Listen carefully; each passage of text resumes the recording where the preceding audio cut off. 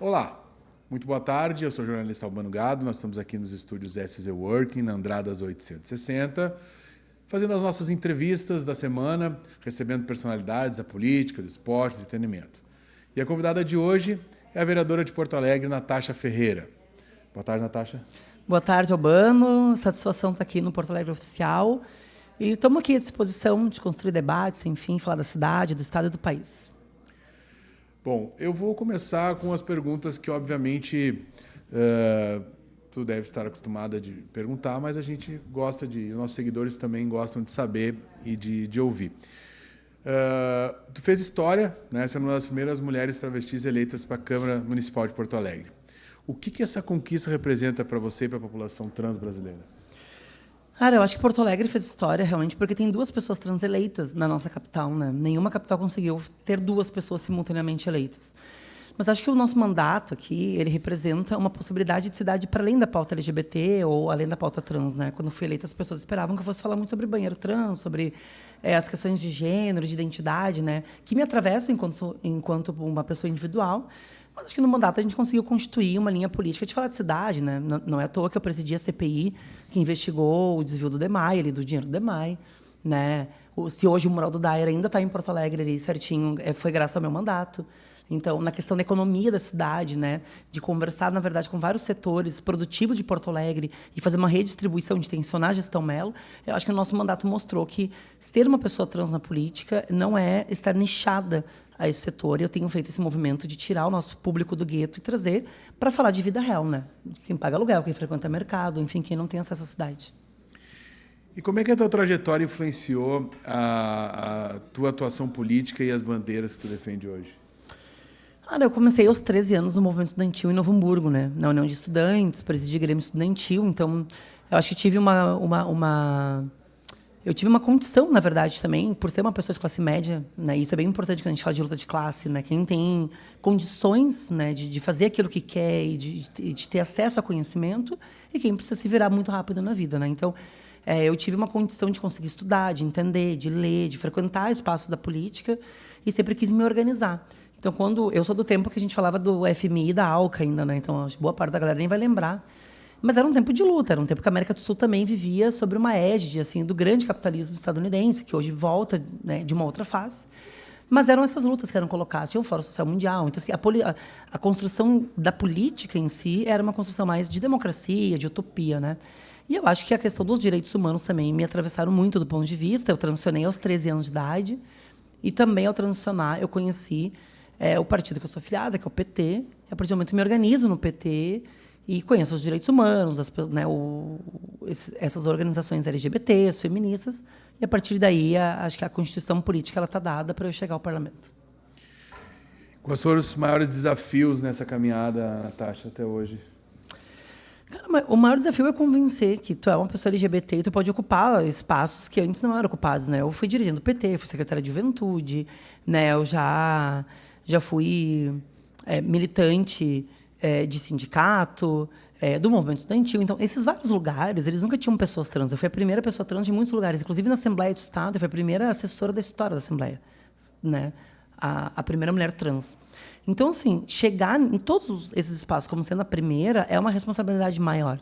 E, consequentemente, também traz com essa, digamos que essa responsabilidade, um certo peso político de cumprir esse papel, né, de forma boa, com uma certa excelência, e tentar, obviamente, que outras pessoas estejam. Então, eu acho que o grande desafio foi ocupar espaços que não tinham sido ocupados ainda antes, né? Isso às vezes, tinha mesa, assim, que as pessoas diziam que, bom, não precisa falar que é trans, né? Você fala para mim, não fala, mas eu faço questão de dizer, né? Porque se eu não falar que eu sou trans, vai parecer que não existem pessoas trans aqui ainda. Então, eu acho que isso faz parte. Aí tem uma questão, eu sou branca também, né?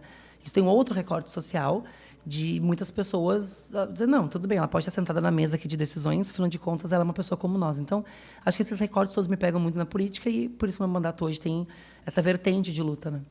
E ainda tem muito preconceito, né, mesmo com essas vitórias que os políticos trans estão tendo hoje em dia?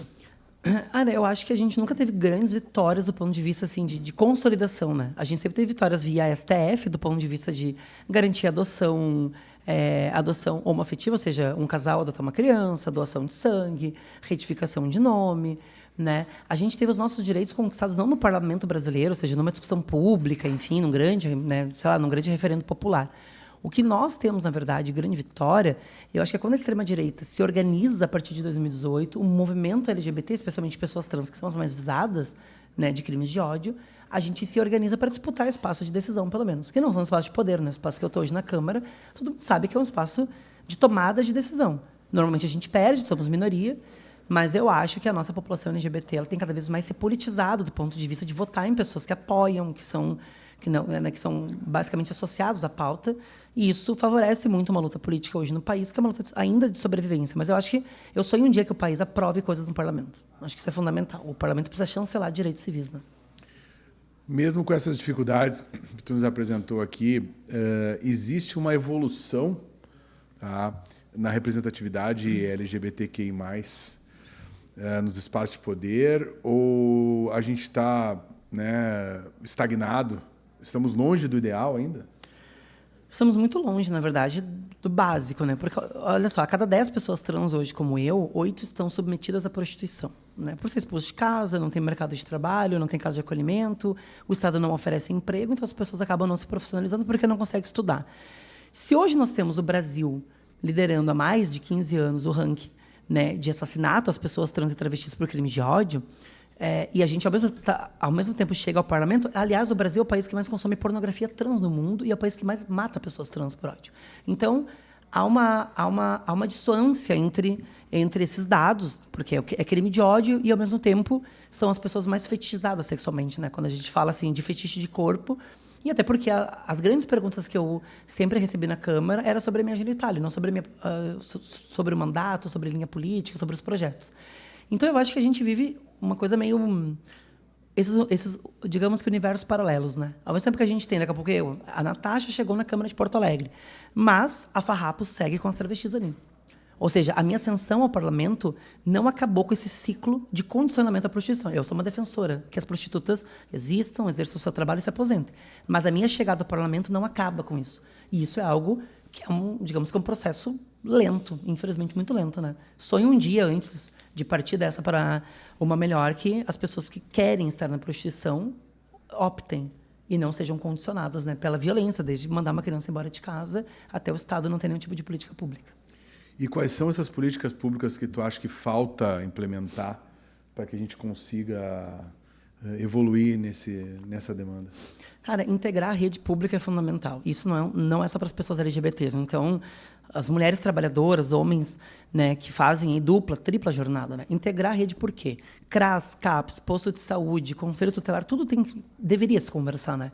Hoje a gente sabe que as pessoas vão no posto de saúde, não tem médico, tu não consegue fazer nenhum tipo de, digamos que, de reclamação, não tem vaga na creche, não tem onde as pessoas possam, de fato, reclamar. Daqui a pouco a criança está na escola, não tem merenda, não tem comida em casa, não há uma integração das redes. Quando a gente fala de população LGBT, a gente está falando principalmente o quê? Casa de acolhimento, que ela precisa ser integrada com o Cine, com o EJA, né? Ela precisa ter mercado de trabalho, ela precisa ter ensino, ela precisa proteger as pessoas, né? Eu acho que o Estado ele tem uma função de proteção das pessoas, e acho que a gente cumpre muito mal essa função hoje. O Estado é desmontado, tem uma disputa sobre o Estado pequeno, o Estado grande, o Estado mais, né, digamos que de empresas privadas versus o Estado que é das estatais, que é o Estado que eu defendo, ou seja, porque quem paga imposto é dono de empresa, né? As pessoas nunca entenderam, mas o SUS é um plano de saúde que todo mundo paga, então ele deveria funcionar melhor. Então, eu acho que as pessoas LGBTs, no geral, a gente ainda é muito dependente do Estado. Muito dependente. Quando eu digo muito, eu fui mandada embora de casa, tá? Que não é o meu caso. Uma pessoa trans foi mandada embora de casa, ela vai para onde, né? Vai para um albergue. A gente teve o caso da Pousada da Garoa, que pegou fogo em Porto Alegre aqui, né, de um desleixo total da gestão pública. Então, a gente precisa entender para onde essas pessoas vão. Elas vão parar na esquina. Né? E aí as pessoas vão dizer, mas aqui é onde as pessoas trans querem ficar. Não, é onde as pessoas trans conseguem sobreviver ao capitalismo, ao dinheiro. Porque ali é onde tem dinheiro. Então, é mais complexo do que se parece, é mais lento do que a gente imagina. Mas estando no parlamento, pelo menos, a gente começa a fazer algumas diferenças, com a possibilidade, por exemplo, de ter as emendas parlamentares que financiem projetos que são para o nosso público. Né? Estudar, né? O público da cultura, enfim, conseguir fazer um pouco do seu trabalho aqui em Porto Alegre.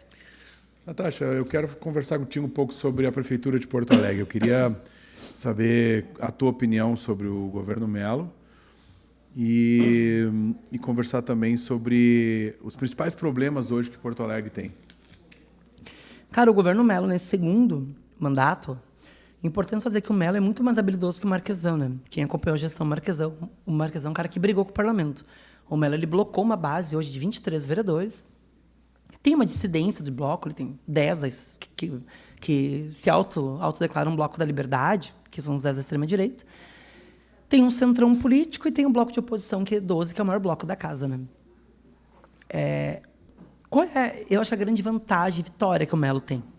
O Mello conseguiu, nas agendas dele, privatização do DEMAI, o plano diretor. Quando a gente pega essas agendas mais de estrutura de cidade, ele conseguiu vencer dentro do parlamento, conquistando a sua base. Claro que ele teve que, né, distribuir cargos de confiança, ele teve que fazer esse jogo que a gente chama de jogo de balcão, mas é o jogo que essa democracia liberal, ela basicamente impera sobre quem é gestor. Né? Então, o Mello fez aquilo que a gente vê nacionalmente, às vezes, os partidos pedindo para o Lula. Eu quero ministério, eu quero espaço para votar com o governo, que eu acho horrível, diga-se de passagem. Os grandes problemas da cidade hoje, para mim, é a falta de planejamento do óbvio. Nós temos hoje em Porto Alegre uma grande questão, e para quem nos assiste, o aumento de pessoas em situação de rua, por exemplo. Né? Os roubos de cabo de fio, que geram falta de luz. Você tem uma série de questões deles querendo acabar com os carrinheiros, com as pessoas que separam lixo. Ou seja, problemas que são muito mais da assistência social e da saúde, que hoje são resolvidos pelas forças policiais, que eu acho que é um erro. Né? Então, quando você pega esses problemas básicos, porque assim, pós-enchente teve um aumento de pessoas em situação de rua. Como que tu resolve este problema? Nós não temos hoje uma solução. O que tem em Porto Alegre hoje é uma criação de 2 secretarias, porque a gente criou uma na Câmara, que é a Secretaria de Desenvolvimento Humano e a Secretaria de Assistência Social, ou seja, elas estão separadas. O fim da FASC, né? Os CRAS desmontados, tudo contratação emergencial ou terceirização, ou seja, você não tem mais o funcionário público real, com estabilidade, que vai trabalhar. Ou seja, a máquina pública virou uma máquina paralela e o que é público foi diminuído. Isso acarreta o quê? Nas pessoas em situação de rua, a gente vê vídeos que as pessoas tiram os cobertores, espancam pessoas na rua. Ou seja, não há uma política para resolver. Eu sou uma defensora, já expressei isso para o prefeito, né, Sebastião Mello, que eu sou parceira para resolver o problema. Mas o problema com pessoas em situação de rua, por exemplo, roubo de cabo de fio, não é somente a polícia, né? Se for botar polícia em tudo que é lugar, não tem policial para cobrir a cidade de Porto Alegre. Então, a gente precisa criar uma política para que essas pessoas tenham dignidade, que essas pessoas elas sejam tratadas como humanas e de fato, que são. E a gente precisa de quê? O POP, restaurante popular, como tinha anos atrás. A gente precisa criar uma estrutura básica para dar conta dessa população. E eu acho que esse é o grande erro da gestão Mello. Claro que a questão de parcerização, privatização, entrega ao setor privado era uma agenda que o Mello anunciou na campanha. Então, eu não me surpreendo. Eu me surpreendo da forma como a base topa tudo que o Mello quer sem questionar. Não há um questionamento. O plano diretor é terrível. A concessão do DEMAI, eles nunca explicaram como a concessão vai ocorrer, sendo que o DEMAI tem capacidade interna e financeira de empréstimo junto ao BNDES de dar conta do esgoto e da drenagem em Porto Alegre. Eu acho que a base topa tudo. É uma pena, porque topar tudo por cargo rifa o povo de Porto Alegre. A pauta dos direitos humanos era uma pauta muito polêmica, né? Como responder às críticas de quem afirma que as políticas beneficiam apenas grupos específicos? Direitos humanos é uma das polêmicas mais vazias para mim, porque as pessoas associam nós a defensor de bandido, né? E as pessoas não entenderam que no Brasil existe justiça. E que quem comete crime precisa responder dentro da lei. Eu sou uma defensora de que, independente do crime que a pessoa cometeu, infelizmente pessoas cometem crimes, né? Acho que esse deveria ser o primeiro pensamento de todo mundo, né? Porque as pessoas cometem crimes, na verdade. Cometer um crime, eu quero que a pessoa responda dentro da lei e na justiça. Por quê? Se não tem justiça, a gente quer vingança. Se não tem civilização básica, a gente tem barbárie. E na barbárie, né, os grupos minoritários já vivem, tá? População negra jovem sabe que a abordagem da polícia é sobre ser suspeito, mas é suspeito de ser negro, não de ser bandido, né? A gente sabe que pessoas LGBTs têm medo das forças policiais também, porque o Estado digamos que ele não reconhece as pessoas LGBTs e quando reconhece ainda destrata, debocha. Mulheres têm medo de homens de fato revistando. Acho que a segurança pública é uma grande questão para nós hoje, né? Então, eu não acho que esses debates eles estão rapidamente sendo superados, né? Muito antes pelo contrário. E o tema dos direitos humanos é sobre defender todo mundo. Porque, assim, ó, a família da vítima precisa de um atendimento do Estado. É aquilo que eu falava antes, sobre ter uma rede transversal. Quando eu estive no Ministério dos Direitos Humanos com a Maria do Rosário, nós tínhamos o Centro de Referência em Direitos Humanos, onde nós atendíamos a família da vítima e nós encaminhávamos o criminoso. Você tinha um duplo acompanhamento. Ah, mas por que acompanhar o criminoso? Porque ele é um ser humano, ele precisa pagar pelo que ele fez, mas ele precisa ser julgado, o trâmite precisa ser feito. E a família da vítima, o que precisa ser feito? Qual é a rede que precisa ser ativada? O município precisa funcionar. Então, quando ela não funciona, a vítima fica desamparada e o criminoso é jogado na cadeia. A cadeia está lotada, tá com as pessoas com sarna, com tudo. Essa pessoa cumpriu 1 mês, 2, independentemente do crime, sai, e aí fica todo mundo, mas ela cometeu o crime e está na rua de novo. Porque o sistema carcerário no país é falido.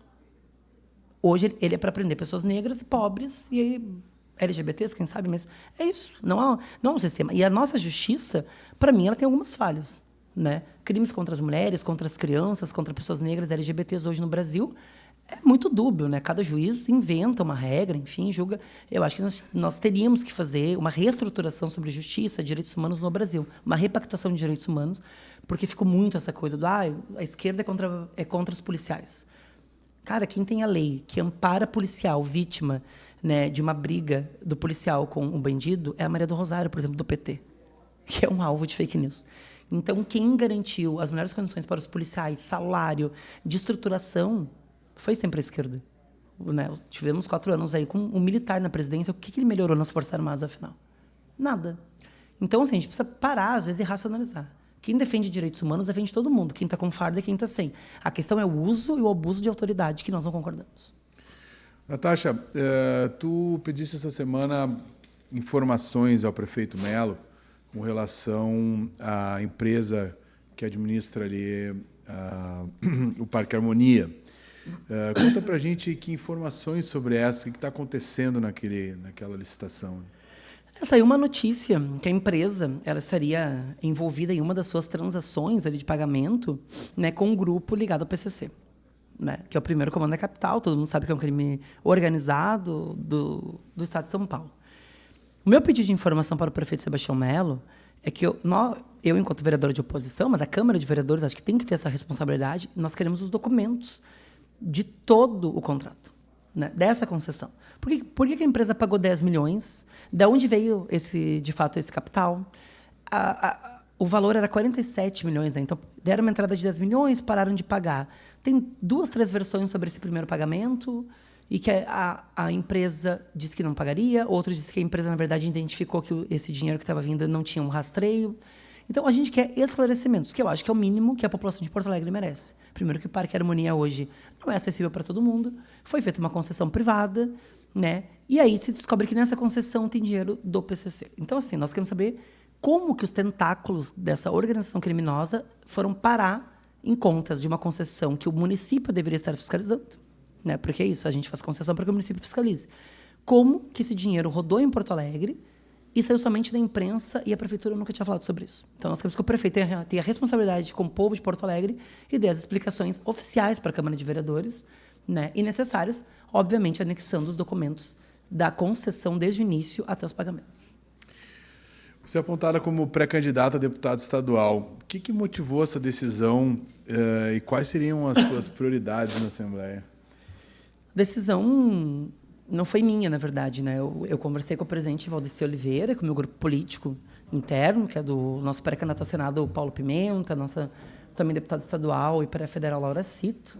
Nós conversamos sobre uma renovação do PT, né? O PT é um partido que tem 46 anos, acho que é o partido mais tradicional hoje do país, ao lado do MDB, em termos de tradição política, de nome.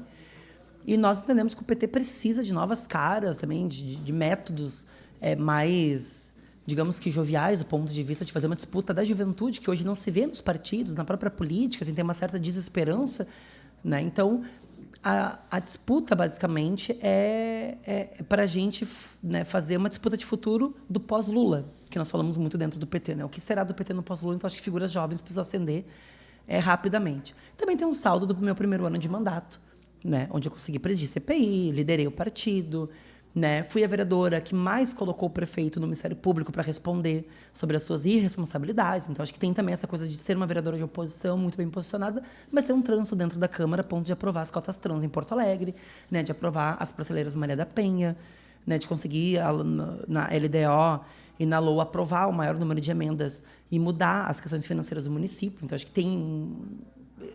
Esse circular dentro da Câmara é fundamental, né? Enquanto uma figura do PT, mas que conversa com toda a Câmara. Então, a minha pré-candidatura à Assembleia, ela é mais, hoje, um convite, na verdade, as pessoas conhecerem, de fato, figuras mais jovens, enfim, que estão fazendo uma reoxigenação da política. E as pautas principais daquelas que a gente estava falando aqui agora. Por exemplo, o funcionalismo público está com o salário arrochado aqui no Estado, né? Assim, o Eduardo Leite acabou. Quando a caixa de Pandora for aberta da gestão dele, vai ser um show de horrores. Espero que a Juliana Brizola, assim, chegando ao Palácio Piratini, faça uma abertura do Caixa do Estado, que a gente precisa, a auditoria de dívida pública, os dinheiros da reconstrução. E hoje o Estado, ele não é eficiente para quem precisa, para o povo mais pobre. É eficiente para os empresários. A gente precisa virar esse jogo. Nós precisamos que o Estado seja eficiente para quem mais precisa e que os empresários, né, eles tenham as suas isenções, que já estão enquanto prerrogativa, mas que eles contribuam mais, principalmente em termos de tributação para o Rio Grande do Sul, para a gente melhorar o caixa. Tem algum tema ou pauta que é discutido aqui na Câmara dos Vereadores de Porto Alegre que precisa ser ampliada a discussão e ir também para o Parlamento Gaúcho? Porto Alegre é quase um farol, acho que, para o Estado todo, né? Os temas que a gente debate ali, tanto do espectro ideológico, dentro de um espectro econômico, funcionam mais do ponto de vista para a gente fazer de Porto Alegre um celeiro do grande debate, e isso vai para o Estado. Porque, por exemplo, quando a gente debateu aqui questões que não eram aqui do Estado, na verdade, sobre o cãozinho orelha, né? Se tratou na Câmara de todo mundo tentar criar uma lei, na verdade, dentro da Câmara e tal, para Porto Alegre. Isso meio que se espraiou pelo Estado, né? Sobre a questão dos animais, por exemplo. Quando a gente fala de violência, quando a gente fala de uma nova segurança pública, há um debate sobre câmera aqui em Porto Alegre, né? O excesso das câmeras, mas as câmeras, elas, no reconhecimento facial, tem a questão de pessoas negras, que elas não têm esse reconhecimento com tecnologia. Então, esses debates eles acabam vindo. Eu lembro que teve um debate sobre a Brigada Militar usar câmera na sua farda, que foi feito na Assembleia. Isso provocou Porto Alegre. Eu acho que agora esse debate sobre as câmeras em Porto Alegre vai acabar provocando o Estado, né? Para que o Estado tenha, para que o Estado consiga. Só que, para mim, antes, o que antecede, chegando, né, se um dia conseguir chegar na Assembleia, é debater o modelo de segurança pública que a gente precisa, na verdade. Porque não me adianta mais arma, mais câmera, se você não debate um modelo de segurança. Hoje os policiais estão não só cansados, mas como estão adoentados, né? De fato, adoecidos pela forma como eles estão, de fato, trabalhando, expostos. Então, a gente precisa, na verdade, repensar essa segurança pública que nós queremos para o Estado. E eu acho que é um tema que vai pegar não só Porto Alegre, que pode ser uma espécie de laboratório do ponto de vista do que a gente quer enquanto segurança, mas principalmente o Estado do Rio Grande do Sul como um todo. Tem vários temas gerais, educação pública, a gente precisa repensar o sistema de educação gaúcha, né? Hoje a gente sabe que tem criança sendo aprovada aí, sem saber, de fato, concluir uma espécie de redação, porque o Leite precisava melhorar os dados para o Fundeb. Eu não quero melhorar dados para o Fundeb, eu quero que as pessoas aprendam a ler e escrever, que elas raciocinem, que a IA não seja, né, a primeira coisa que os adolescentes chamem para tirar uma dúvida, que a IA seja um complemento, né, e que os professores e professoras tenham um salário digno. Então, acho que tem vários temas que são Porto Alegre, que são estaduais também, e o fim da terceirização, né? Acho que combater as terceirizações é fundamental para que o Estado se desenvolva. O Rio Grande do Sul ele tem uma tradição política marcada por ideologias fortes. Como é que tu analisa hoje o cenário político do Estado? Eu acho que a gente vai viver uma polarização menor, me parece, do que nós vivemos na última eleição de 2022, né? Eu acho que o Onyx Lorenzoni, ele era muito identificado com o bolsonarismo, né? Ele era ministro, né, ex-ministro do Bolsonaro, rodou por vários ministérios, porque ele foi ruim em todos. Então, acho que eles foram trocando ele. Ele vem disputar o Estado. O Eduardo Leite e o Edgar ficam muito perto ali para ir a um segundo turno. O Leite vai por uma diferença de 2.000 votos. E eu acho que a polarização era maior. Seria muito maior se o Edgar tivesse ido ao segundo turno, né? Porque daí seria uma disputa entre Lula e Bolsonaro. O Eduardo Leite ficou naquela coisa do muro, o neutrão, porque ele sabia que entre ele e o Onyx a gente optaria por ele ainda, né? Por ser um sapatênis mais, digamos que, comportado do ponto de vista de gestão.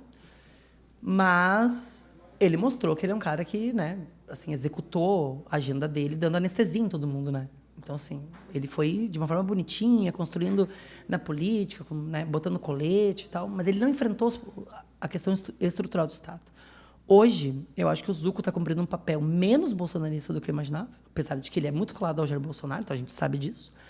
Mas aí nós temos o Gabriel, que é o herdeiro desse legado do Eduardo Leite, e nós temos a Juliana, que é do nosso grupo político, do nosso campo político e popular, que precisa reivindicar também as políticas da gestão federal. Então a gente vai ter, acho que, um componente mais... tentando dizer que o Zucco dizendo que ele é o único que não é governo do Estado, todo mundo dizendo que é governo do Estado, mas a Juliana tem o PT junto com ela. Então, assim, muda um pouco, já não é mais sobre Lula e Bolsonaro. Vai ter uma disputa nacional, mas a disputa estadual, para mim, ela vai ter uma outra caracterização, que é sobre quem vai mudar a agenda do Estado, quem vai dar seguimento à agenda do Estado, quem vai radicalizar, que eu acho que é o Zucco que vai ter que fazer esse papel em algum momento, porque senão ele não vai acenar para o agro, por exemplo. Então, eu acho que o cenário hoje ele é mais confuso. A eleição, para mim, está muito mais aberta do que estava em 22. Em 22, nós sabíamos que se não fosse o Onyx, né, tu tinha mais 2 candidatos e muito provavelmente seria o Leite, indo ao segundo turno, que ganharia. O Edgar, eu tenho dúvida se a gente perderia as eleições. Dúvida. Não sei se a gente perderia. Mas hoje a gente tem mais dúvida, porque o Gabriel não está crescendo, mas o Gabriel tem a máquina na mão, né? Ele é o vice. Então, ele sabe todos os dados do Estado. Então, eu não sei como vai ser esse comportamento nos debates, dos apoios, né? Mas eu acho que, assim, Zucco e Juliana no segundo turno do Estado, para mim, a Juliana está com os 2 pés dentro do Palácio Piratini. Tu falou agora que acho que vai ser um momento menos polarizado, em função do Onyx ser mais identificado com o governo Bolsonaro ou com a direita. Essa menor polarização, na tua opinião, ela não facilita, não ajuda o Gabriel? Eu acho que não, porque o Gabriel ele vai ter que se desassociar da gestão Leite, mas ele não pode, porque ele é o vice-governador, né? Então não tem como falar do governo Leite. Ele vai ter que reivindicar todo o legado Eduardo Leite. Eu não conheço uma categoria do funcionalismo público gaúcho que está feliz com este governador. E a gente está falando de milhares de pessoas no estado todo que vão fazer campanha contra o Gabriel. O MDB é um partido grande, tem uma estrutura, aposta em ganhar o estado, tanto que colocam, acho que o Rigoto como pré-candidato ao Senado para tentar ganhar mais visibilidade, porque o cara já foi governador e tal. Mas eu não vejo um cálculo matemático para ele passar a Juliana ou ele passar o Zucco. Eu acho que o Zucco e a Juliana têm ali os seus 30%, né, para ser mais objetivo, 30%. Eu acho que o Gabriel, não sei se ele chega a 18% dos votos, sabe, 15%. Né? Ao menos que no meio da eleição, sei lá, o Maranata abra a mão para apoiar o Gabriel. E aí começa um outro movimento de desidratação, porque o PT está com a Juliana. Mas assim, tem que escalonar muito, assim. Eu acho que o nosso campo político está muito blocado, muito fechado. E o do Zucco também. A questão é que o PP está sendo desidratado, né? Que é visto o Zucco. Então, eu acho que a eleição ela caminha para que tenha os dois com uma nova face, né? O Zucco tentando polarizar e eu acho que a nossa pré-candidata dizendo não, eu não quero mais a polarização. Agora eu quero debater Estado, economia, enfim, eu acho que essa vai ser a linha. Automaticamente que, como tu falou ali, o Gabriel não consegue se desvincular do governo atual porque ele é o vice-governador, ele está tentando trazer a Juliana para o seu governo, automaticamente o PDT também. Tu acha que isso é uma manobra correta? E a pergunta que eu faço é o seguinte, a Juliana é o governo do Estado hoje ou não? Não, eu acho que tem que separar 2 coisas importantes, né? Acho que o Souza esses dias falou em um debate, até para a Juliana, que parte do PDT ainda estava na gestão estadual, né? E eu acho que nós temos que separar a Juliana, o grupo da Juliana Brizola, do PDT como um todo, que é um partido que tem, sei lá, quantas prefeituras, agora me foge a memória, mas deve ter, sei lá, mais de 30 prefeitos. O PDT, né, ele é um partido grande aqui no Estado, tem uma divisão interna, como vários partidos grandes têm. O próprio MDB tem uma divisão entre Gabriel Souza e apoiar o Zucco. O PP está completamente, né, dividido. Então, não é uma novidade da política gaúcha os partidos se dividirem, na verdade, dentro das suas orientações de voto majoritário. Qual é a grande questão, para mim, da nossa pré-candidatura? A Juliana, de fato, ela tem falado, eu não sou o PT, né, e eu não vou enfrentar os debates sendo do PT. Nisso ela está correta. Ela está correta, porque o nosso candidato era o Edgar. O Edgar está de vice. Então, nós temos uma agenda mais ampla. Nós temos uma chance de ampliar esse cenário para ganhar apoiadores para um eventual segundo turno. Então, nessa estratégia, ela está correta. Ah, mas ela é governo Leite? Não. Agora, algumas pessoas do PDT estão na gestão Leite? Sim. E eu acho que o PDT estadual deveria nomeá-los, inclusive, publicamente, tá? Essas pessoas aqui, em um eventual governo Juliana, eles não estarão na gestão do PDT, né? Porque estão traindo o partido neste momento. Mas é uma opinião minha, você não é vereador do PT, né? Porque você imagina se tem gente do PT na gestão Leite hoje, a gente ganha a gestão... Não tem como, né? Acho que a gente tem que ter lado. E eu acho que a Juliana tem lado. A Juliana tem, né? Então, eu acho que isso é importante para nós, que a Juliana tenha posição e o PDT vai ter que, com o passar do tempo, vendo a Juliana liderando as pesquisas, tomar uma posição de apoiar a Juliana para ganhar o Estado. Mas esse fato da Juliana estar se desvinculando nos debates do PT, ele não dificulta o apoio do eleitor do PT, do militante do PT, que sempre, né, honrou com o partido? Não dificulta, não fica uma divisão interna na campanha? É que eu acho que quando a gente optou em apoiar a Juliana Brizola, a gente teve, né, através da nossa direção nacional, a possibilidade de ter um palanque grande para o presidente Lula aqui no Estado, né? E nós sabíamos que, não sendo um candidato do PT ou uma candidata do PT, nós não vamos ter a linha que o PT quer. Isso, para mim, é muito mais tranquilo do que de fato parece, né? Eu acho que hoje, né, a nossa pré-candidata Juliana Brizola, ela precisa se comprometer com 3 eixos que o Estado precisa, né? E isso vai dialogar com a gestão federal. Educação, que a gente está vendo aqui a URGS, digamos que em greve, a gente está vendo várias questões aí da educação pública precisando melhorar. A Juliana tem um compromisso com a educação pública do ponto de vista de ter o legado do seu avô Leonel Brizola. A Juliana precisa falar sobre a questão dos feminicídios aqui no Estado, coisa que o Eduardo Leite deixou a bangu, inclusive o Gabriel Souza é vice. Acho que a Juliana precisa falar sobre os feminicídios e a não política deste governo do Estado sobre as mulheres. Também acho que a Juliana precisa falar sobre a reconstrução do Estado, que tem dinheiro, muito dinheiro do governo federal, e este governo estadual não conseguiu fazer as obras. Inclusive, o Leite fez um vídeo falando do El Ninho e tal. Não tem obra. Ele está mentindo descaradamente. Não há obras hoje no Estado. Nem as pontes no interior foram feitas de forma correta. Então, aonde está? Tinha um programa do Fantástico, cadê o dinheiro que estava aqui? Eu acho que a Juliana tinha que fazer isso. Cadê o dinheiro que estava aqui, né? Tem milhões, para onde foi? Qual é a execução? Que empresa está fazendo, entendeu? Então, eu acho que a Juliana, ela está numa posição hoje, para mim, de fato, não fazer esse aceno, porque uma coisa é tu acenar para a base petista, para nós. Tá? Eu sou convencida que a chapa com a Juliana é para reeleger o presidente Lula. Nós precisamos eleger senador aqui no Estado, Pimenta ou a Manuela, ou os dois. E nós precisamos fazer com que a Juliana lidere um campo, que não é o PT, um campo mais amplo do que o PT, para chegar ao governo do Estado. Então, por isso, a gente não tem como abrir mão de que a Juliana tem uma agenda mais independente do que o PT teria, né? E aí, quando a gente pega os pré-candidatos, você vai ter lá o Souza, herdeiro de um legado de um Estado que tem um recorde de feminicídios. O Maranata, fez gestão em Guaíba, largou a cidade. E o cara que indicou uma assassina de cachorro, que é o Zuco, que não pode governar o Estado. Então, eu acho que a gente tem que ter lucidez. A Juliana hoje tem totais condições de ser a nossa governadora. Agora, tu citou num ponto, explica pra gente essa questão aí da indicação, como tu mesmo falasse ali, de uma assassina de cachorros. A Paula Lopes foi indicada na gestão de Canoas pelo o então deputado Zuco, que hoje é pré-candidato a governador pelo partido do Bolsonaro. A Paula Lopes fez um estelionato de grana, tá? Onde ela deu eutanásia, ou seja, ela matou animais que não estavam doentes, tá? Animais que vieram da enchente, matou mais de 500 animais para desviar dinheiro para a sua ONG, inclusive. Que, inclusive, eu acho que a ONG tem que ser investigada, tá? Essa indicação é do Zuco. O Zuco tem vídeo reivindicando a Paula Lopes. A Nádia fez uma homenagem para a Paula, dizendo que a Paula era uma mulher muito forte, que o amor pelos animais movia o mundo e tal. Cara, para tu matar 500 animais, a pessoa tem que ser sanguinária, assim, né? Tem que ser sangue frio. E não tem amor ao próximo nenhum, né? Então, essa galera indicada pelo Zuco, ali, que começa com a Paula Lopes, e eu acho que nós vamos desvendar uma galerinha ali que tá... Essa galera precisa ser... A Paula Lopes foi presa, mas acho que mais pessoas têm que ser indiciadas e presas também. Mas é importante dizer, quem indicou a Paula para a gestão de Canoas foi o deputado Zuco, que é pré-candidato do PL aqui no Estado. Então, ele indicou diretamente. Ele indicou. Não foi ele que fez a eutanásia, não foi o Zuco que mandou fazer, mas ele indicou a pessoa. E aí eu pergunto, que tipo de relação tem um cara que quer governar o Estado, que não conhecia uma mulher que tinha uma ONG que matava animais? Esse cara não pode governar o Estado.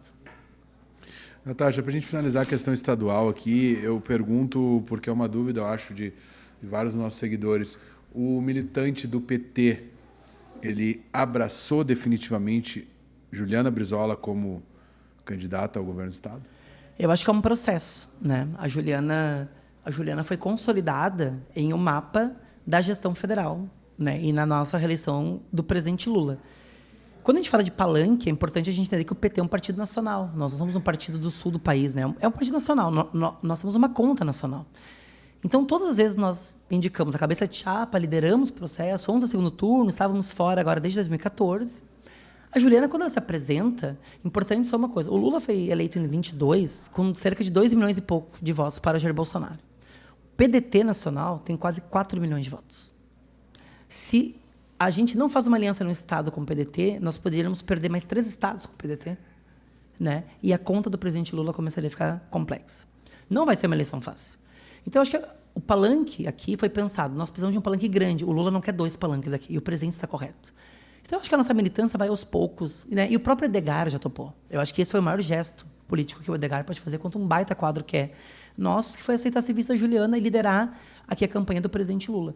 Então, eu acho que o nosso pacto é Lula, Senado e, principalmente, voltar ao Piratini, né, com Brizola e Lula no Planalto. Então, eu acho que a militância nossa do PT vai aos poucos. E não é engolindo a Juliana, mas é entendendo o programa de governo. Eu acho que a construção desse programa de governo vai ter muito do petismo, mas vai ter muito do brizolismo histórico, do PSB do Beto Albuquerque, do próprio PSOL, da Manuela Dávila. Então, eu acho que nós vamos conseguir constituir, digamos que, pela primeira vez, um programa de governo que seja um espelho do que a população gaúcha espera, e a Juliana e o Edgar estão encabeçando e liderando esse projeto. E já está definido, assim, exatamente... A palavra seria quem vai mandar, mas eu não vou usar isso para não ser, né, redundante. Já está decidido exatamente o papel de cada um dentro da gestão, caso sejam eleitos? Tu fala das secretarias? Das secretarias, da administração geral assim, do governo do Estado. Olha, eu honestamente acho que não, né? Porque a chapa foi fechada faz 2 meses, assim, quando a gente consolidou. Inclusive foi numa atividade minha, quando eu dei, né, uma honra aqui da cidade, da Comenda Porto Sol, ao Eduardo Suplicy. Então, foi a primeira atividade da Juliana e do Edgar, Pimenta e Manuela, de toda a nossa majoritária. Eu acho que nós temos que, hoje, nos debruçar em ganhar as eleições, né? E, a partir disso, de um segundo turno, com quem for nos apoiar, enfim, aí tu faz um mapa, né, das secretarias do Estado e como vai ser. Eu acho que isso é muito pós, né?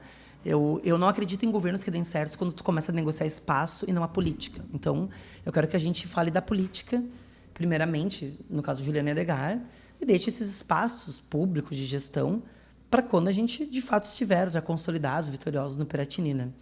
E, inclusive, porque se um segundo turno vai ter setores nos apoiando, seja daqui a pouco do MDB, PSD, não tem como fechar contas, né? Eu acho que isso seria até ruim para o Estado tu ganhar com tudo meio que amarrado, assim. Acho que tem que fazer um desenho e saber quem são as pessoas. E eu sempre sou defensora de que tenham pessoas técnicas, mas que elas sejam também militantes. Não adianta tu botar um advogado na saúde.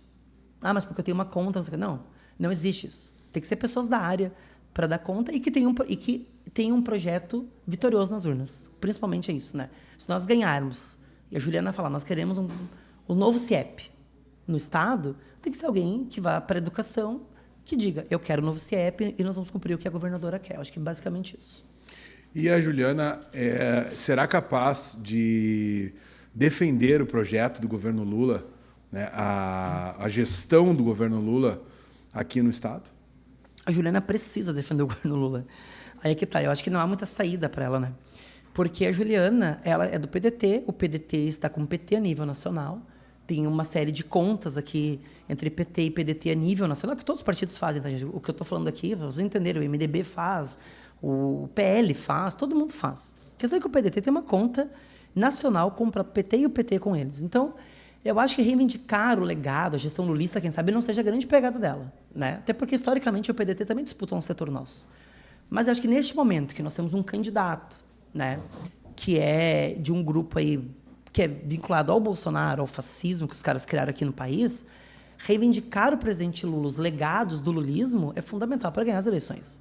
O Lula faz muito voto aqui no Estado, né? E a Juliana precisa colar a campanha dela com o Lula o mais rápido possível. Hoje começa um lançamento, por exemplo, da campanha Lula no Estado, né?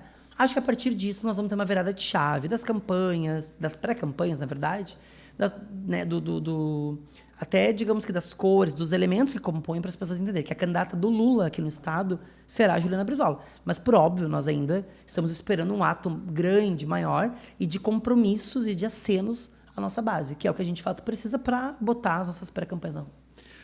E uma das questões sobre essa manifestação do presidente Lula em apoio à Juliana Brizola aqui no Estado foi vencer o Senado. A eleição do Senado ela vai ser uma das mais importantes, talvez até mais do que a eleição para presidente esse ano.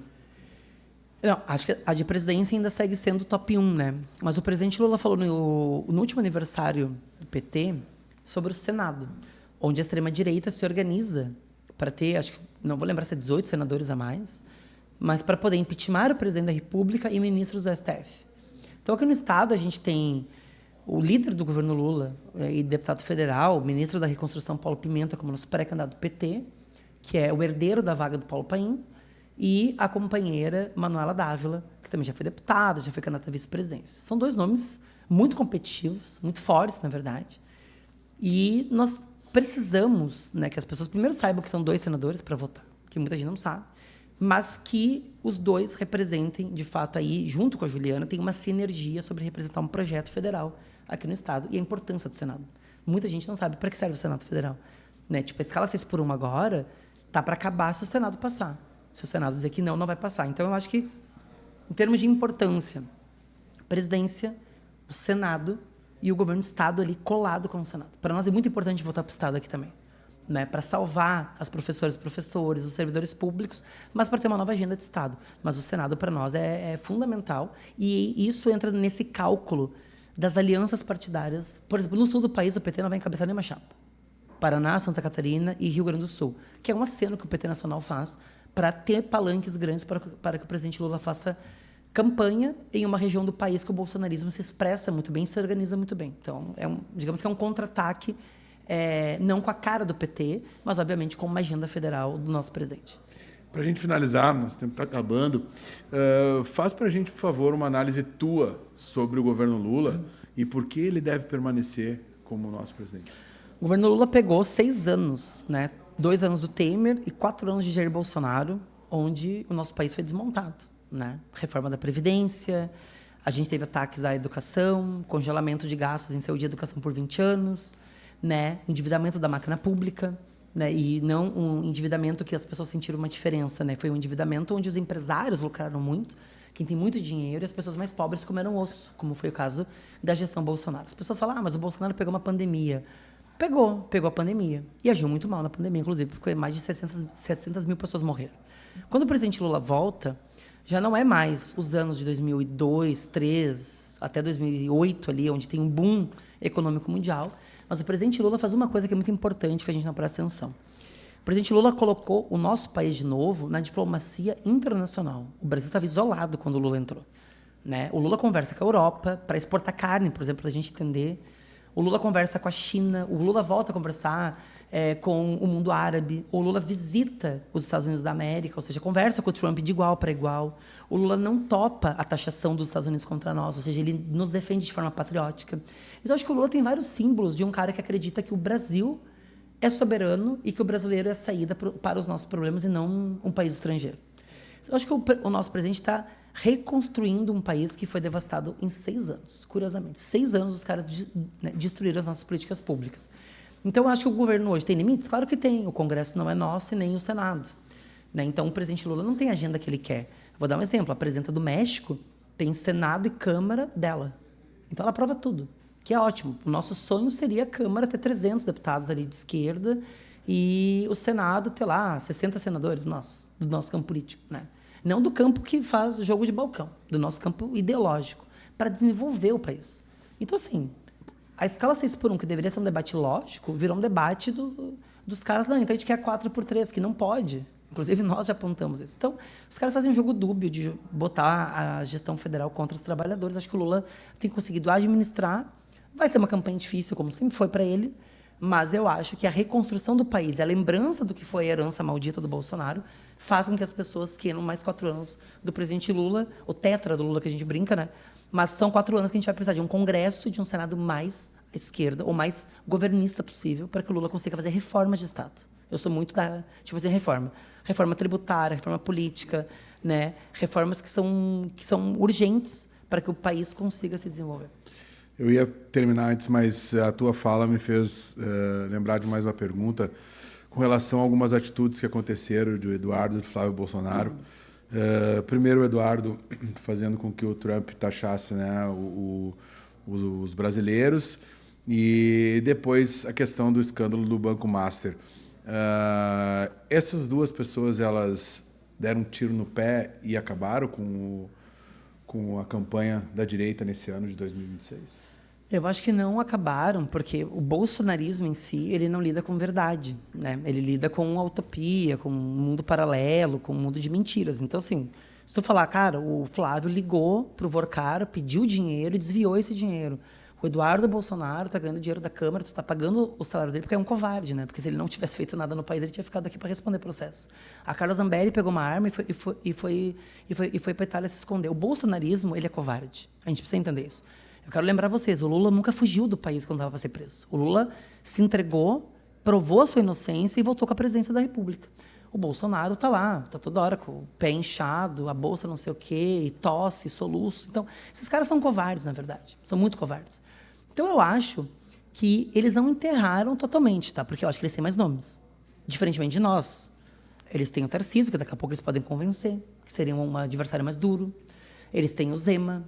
Eles têm a Michelle Bolsonaro, né, que são nomes. Todos eles, eu tenho absoluta certeza que todos eles têm envolvimento de escândalo de corrupção e desvio de dinheiro. Todos eles têm. Pode cavocar que tu vai achar. Que essa gente ali rouba joia, rouba tudo. Então, eu acho a grande questão é que o bolsonarismo, assim como o petismo, ele existe hoje. E ele tem muita adesão.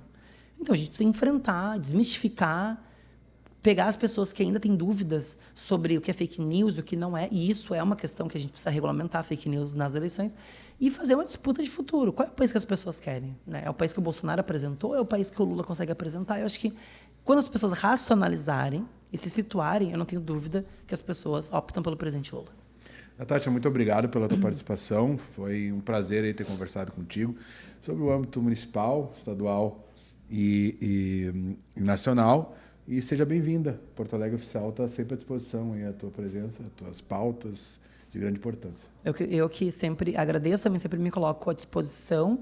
E parabenizar também vocês aqui pela estrutura, pela disposição também de fazer. Eu acho que é bem importante Porto Alegre, né, conhecer quem são as pessoas que estão decidindo a vida delas, muitas vezes aqui em Porto Alegre, e saber a opinião delas sobre fim do corredor de ônibus, plano diretor, sobre obras de drenagem, porque isso faz com que as pessoas também comecem a peneirar melhor na hora de saber, mas o que os vereadores fazem na Câmara de Vereadores, né? Que seria muito importante que tivesse um aplicativo que as pessoas pudessem botar o nome da gente lá e dizer o que ela apresentou, pelo que ela luta, porque é algo que eu acho que falta, o povo se inteirar da política e fiscalizar. Os políticos precisam ser cobrados e fiscalizados o tempo todo, e eu acho que vir aqui é uma oportunidade de falar sobre as pautas que eu defendo, sobre a luta que eu faço, mas também sobre opiniões da política nacional em geral, que é bem importante. Muito obrigado, eu sou o jornalista Albano Gado, nós somos o Porto Alegre Oficial, estamos aqui no estúdio SZ Working, que é a sua opção de gravar um podcast, um debate ou seu vídeo aqui no SZ Working na Andradas 860. Um forte abraço e até a próxima entrevista.